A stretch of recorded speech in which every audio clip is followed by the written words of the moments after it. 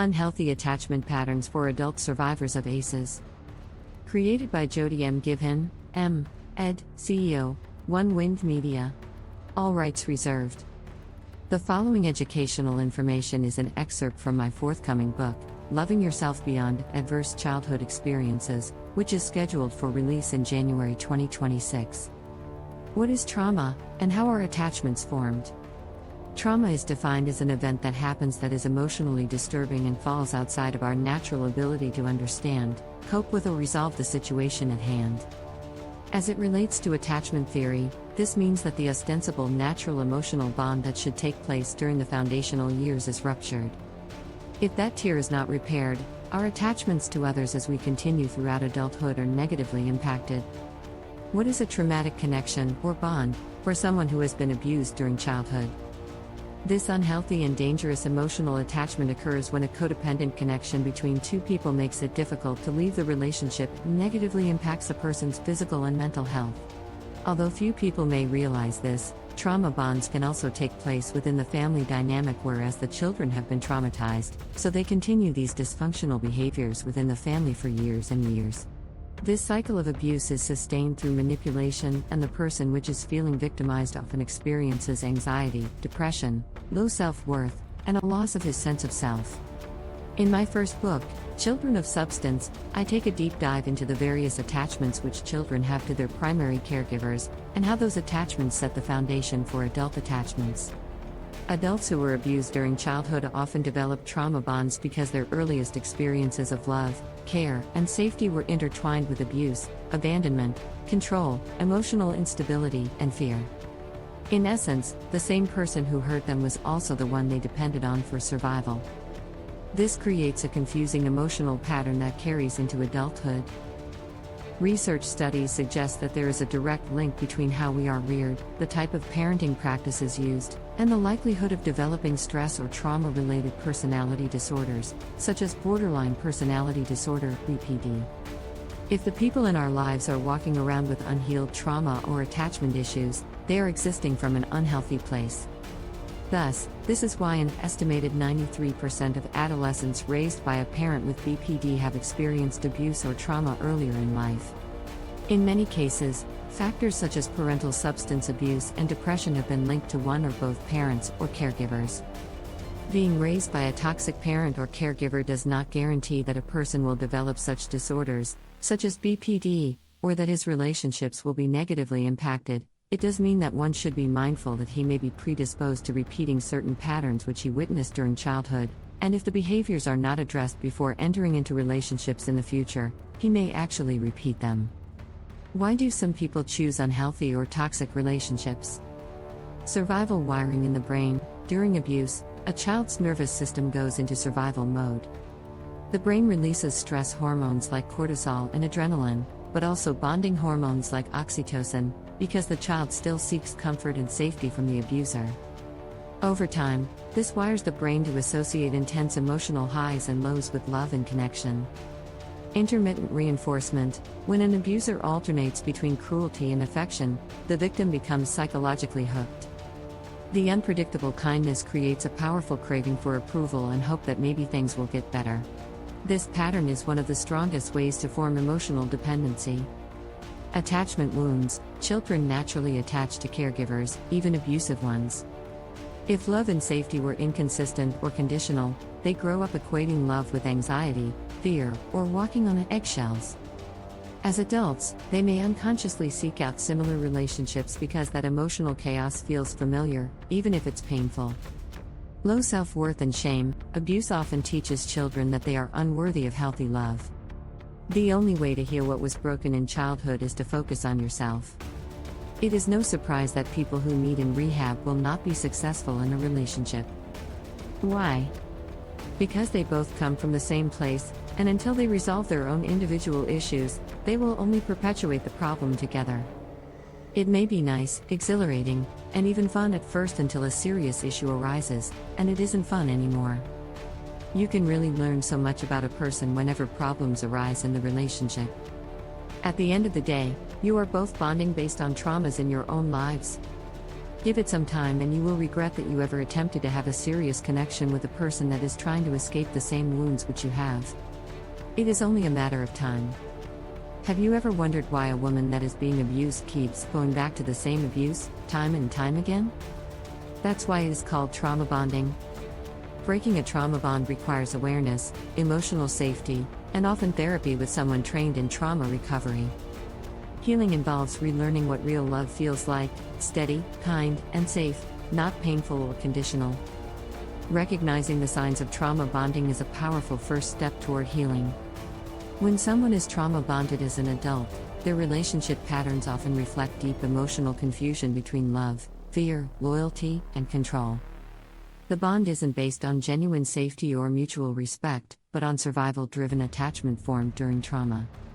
Here are the key signs of trauma bonding in adults. Emotional dependence on the abuser. Emotional dependence is when either one or both people cannot separate from the abuser, although both are aware that the relationship is clearly unhealthy and harmful. Both people may feel that they need each other to survive, to be loved, or have purpose. But you do not need anyone. Please be aware of these red flags: making excuses for the other person's behavior. They had a hard childhood. They didn't mean to hit me. Making the statement that the good moments outweigh the bad, even if the bad moments are really bad. These are more than isolated events. As in many cases where domestic abuse, or trauma bonding, the abuse will show up again. This is called the cycle of hope and despair. The good never outweighs the bad when abuse is involved. Abuse is never acceptable. Misinterpreting intensity as love, equating chaos, jealousy, or emotional highs/lows with passion. Feeling bored or disconnected in calm, stable relationships. When someone confuses trauma-driven sexual chemistry with a deep emotional attachment to someone, it's powerful and rooted in early attachment wounds in the beginning. But that is not love. It is familiar. And it touches the very heart of how early emotional wounds inevitably shape our adult relationships with others. When children don't receive love, safety, or emotional responsiveness from their parents, they will often equate love with anxiety, trauma, or pain. As indicated previously, a child's brain is literally shaped by their first relationships, those with their primary caregivers, whether those experiences were great or not so great. If a parent is cold, unkind, critical, absent, or unpredictable, the child learns that love must be earned, through pleasing, performing, or enduring pain. In other words, a child has learned this lesson early in his development: if it doesn't hurt, it isn't love. Later in life, the adult often feels drawn to people who trigger that same push-pull dynamic, because that's what love feels like in their brain. Because they were wired during childhood for anxious/avoidant, rather than secure, attachments as children, they will subconsciously seek partners who recreate that similar bond, even though they may already realize that the relationship is toxic and unhealthy. Why? Because the central nervous system, CNS, which includes the brain which controls thought, movement, emotion, and regulates bodily functions, is familiar with this type of unhealthy attachment pattern. A hunger for unfinished love. Children who never felt fully loved grow up with a deep emotional wound, a craving to finally be chosen, seen, and valued.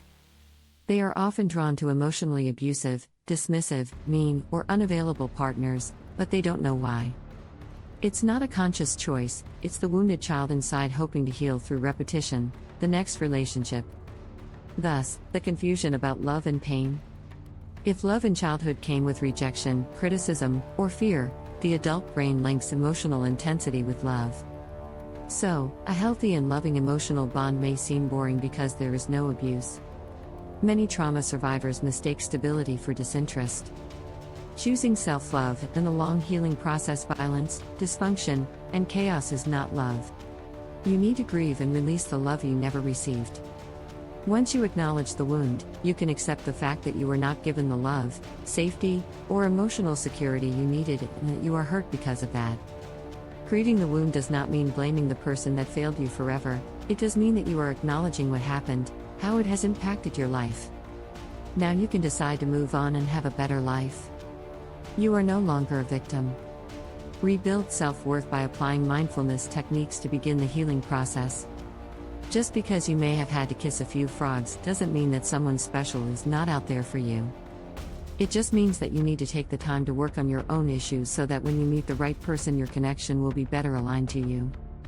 Create new healthy experiences in a safe, calm, and loving environment with someone who is a kind, patient, loving, and emotionally balanced partner. Someone who cares about you, likes you for who you are, and is willing to put in the time to get to know you better without forcing the natural process. This will take time, so be patient with yourself. You can start your healing journey today, if you want to attract a healthy partner to share your life with. Recognize your patterns, be aware of your behaviors when you are hurt or have certain triggers in life. Take a step back from the situation and observe what you are saying, doing, and how you are feeling. Why are you drawn to certain people in relationships? Is it your need to feel safe? Are you a critical person? Do you dislike being alone? Are you drawn to people who are cruel or mean because that is how your mom was towards you? Think about these things and you will get to know yourself on a much deeper level. Give yourself the grace you did not receive, and always be gentle when speaking to or about yourself. I'm learning how to love myself sounds more appropriate than, I'm so stupid. Why do I keep choosing the same jerks? Just take it easy on yourself and be kind to yourself. It is perfectly okay to be still, and spend time alone with yourself. When you take time out from the world and examine your own heart and soul, you might actually realize that you prefer the peace and stillness, away from the chaos, pain, and dysfunction that you have subconsciously invited into your life. Set your personal boundaries without being mean and bitter. If you are not feeling good about yourself, just calm down and realize that it is perfectly okay to feel that way. Bad things can happen to the best people, so take your lumps, forgive, and learn to move on. Every day is a new day. Always think of the glass as half full. Change your perspective and learn to look at the positive side. You may have made bad choices in the past, but you can learn how to choose better next time. It all starts with you. Although the highs and lows of an unhealthy relationship create powerful chemical cycles that mimic addiction. This keeps the person hooked on the hope of being loved, even when the relationship is destructive. It's not weakness, it's a survival pattern that began in childhood. Therapy, especially inner child work, attachment repair, and somatic trauma therapy, can help rewire the nervous system and teach the body what real love feels like: stable, kind, and safe. These are the ways to start the healing process for trauma bonding and help shift from trauma-based attachment to healthy, secure love. Thank you for watching, liking, subscribing, and sharing. Keep working on yourself.